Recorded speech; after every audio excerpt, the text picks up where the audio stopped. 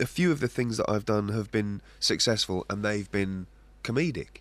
So I understand why people say, "Oh, you're a comedian," or "You're," you know, fair enough, you know. But I'm not, you know. I'm certainly not a stand-up background. I don't have that. You know, my acting background that's all it is. I went to drama school and done a lot of theatre, blah blah blah. But so for me, it was always a case of if I can do all sorts of things, then I'll be happy. I mean, what makes me happy is doing good writing. That's what makes me really, really happy. You know. Do you think you were very lucky at the point to get the role in The Office and for it to have worked? Yeah, because of course, it was such a borderline thing. It could have been absolutely horrible. Well, I think, and some people think it was. You know, some people do think it was. You know, the one time, you know, in my life that I got to meet Ronnie Barker for about 30 seconds at a BBC Two do. I was introduced by John Plowman, who's executive producer on The Office, who said, and this is Martin Freeman, and Ronnie Barker sort of looked puzzled. He's in The Office. He went, "Oh, I can't watch that. I hate it. I hate it. I don't know why anyone enjoys that. I don't know how could anyone enjoy watching that man, you know." And I thought, all right, thank you. And so I was sort of like drifted off with me vol-au-vents, you know. Yeah. So people, you know, some people did think, and still do think, it's just too much, you know. But, you know, again, I think you aim to please yourself, you know what I mean? And I was pleased with it, and I knew that I would like it. Of course, you don't know how many other people are going to like it. You don't know that it's going to be a big success. But we all knew we liked it from the off, you know, really, genuinely from the off. But there's no way, you know, anyone who says we knew it was going to be this or that is a liar, you know. But what's true is that we all enjoyed it and we all were proud of it, you know, whether 3 people had watched it or 3 million people, you know. Were you expecting, in the final sequence of the final episode, to make the entire country cry?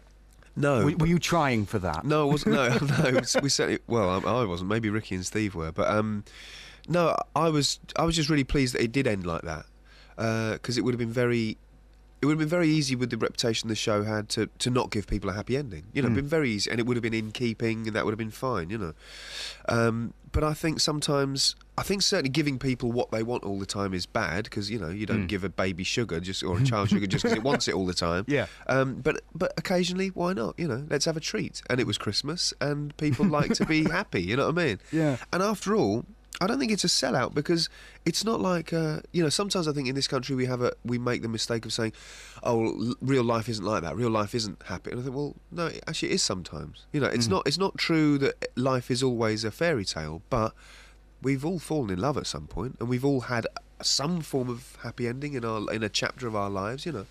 So I thought that was completely valid, and it wasn't. I don't think that was a cheat. I've heard a few people say, "Oh, I just wish there wasn't a happy ending," and I think, really, but it wasn't like. Again, we didn't sing a song at the end of it. Do you know what I mean? It's not like it became a different program.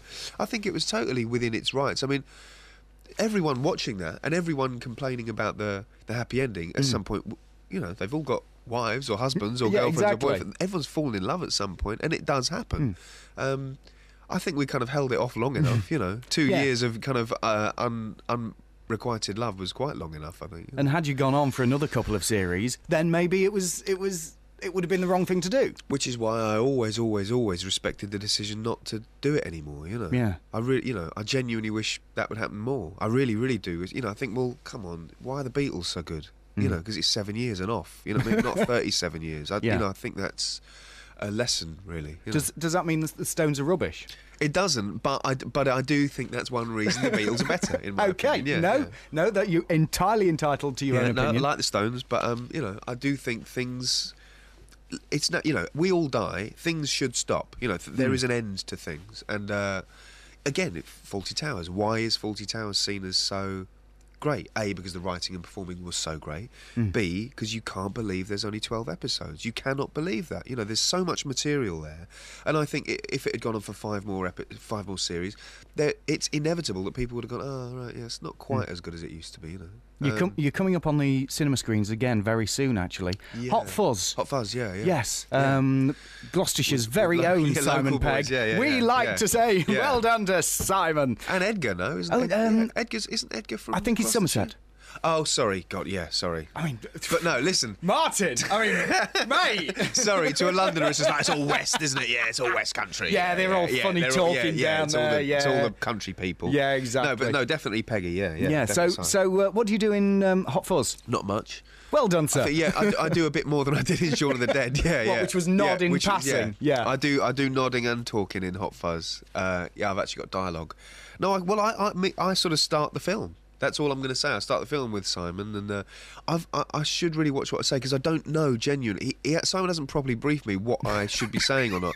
Because in one time I was interviewed for something else last year, and someone said, "Tell me about Hot Fuzz," and I think I ended up saying a bit too much. Right. So I won't. Albeit I've got a cameo role, like a proper cameo role. Yeah. People call what I did Shaun of the Dead cameo. I call that being an extra.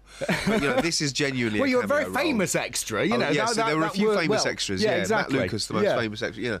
But yeah, no, this is a cameo, and me and a couple of other. I'm not even going to say who they are in case I get told off by Simon. John, but me and a couple of other, people are cameos at the beginning. John, Simon's dad, 01452 307575. Give us a ring. Tell us what Simon's told you to say. Thank you. Unbelievable. God, that's so. See, I've heard this. I've heard this about Simon's dad. That he's, he's a face. He is. Yeah, he's a mover and a shaker. Yeah, exactly. Around the Gloucestershire So you just area. said his number on air. No, that was my number. Oh, I see. Yeah, Sorry, I thought. No. I see. I thought that. There's closeness and there's taking liberties. Yeah, exactly. That's just pushing it a little bit too far, to be honest. Yeah, right. When's Night Watching out? That's a good question. I don't know actually. There's an idea, I think, because I think Peter has a lot of his stuff premiering at Cannes. I think it might be at Cannes, whenever that is, early May or something. Yeah. Hopefully it'll be there, but I've not seen it. I've not watched any of it actually. Was there a sense of trepidation actually going into something that, because a lot of people will say he's one of the finest filmmakers that the country has ever produced, and his back catalogue is superb. Yeah, but obviously that goes with expectation with that. it does, and well, I think with me it was kind of good because I didn't. Because I like him and I respect him, but I wasn't coming to him as a kind of demigod. Do you know what I mean? Because he wasn't my thing growing up, or I haven't seen all of his films. Of course, I've seen some of his films, and no one makes films like him. And I can vouch that having made a film good with way him, or a bad way, exactly, really, yeah. No one's got those kind of cojones really to just kind of make however many hours of a film like that. Yeah, and having made a film with him now, I can say it was an experience unlike any I've ever had. I've never had a director like that before. I probably never will again. I was speaking to much more experienced actors than myself on Night Watching, and I said, have you ever worked like this before? And they say, no, nothing like it. So I don't think there is anyone else really out there like Peter. Certainly not in our culture. Do you know what I mean? Not in our British and Hollywood sort of culture. Yes, it's sort of almost European sensibilities. Yeah, much more. I think, and I think he has, as far as I understand it, I think in Europe and Japan, I think he has more of a status actually, and I think he's probably taken a bit more seriously there. I think we do have a very proud tradition of Philistinism in this country. Well, what's all that rubbish about? Yeah, and I think actually, in Europe, maybe they see him slightly differently. But I enjoyed it, and he's quite a dry bloke. He's a bit of a wag. He is funny, and he does stand a Mickey take. I mean, like you can take the Mickey, and he'll stand. He won't sort of go off in high dudgeon. He's quite a down to earth man. Yeah, normal bloke with a bizarre mind. Yeah, very. Yeah, So, last thing I call him is normal. But yeah, he is. Yes, got an amazingly weird mind. Yeah.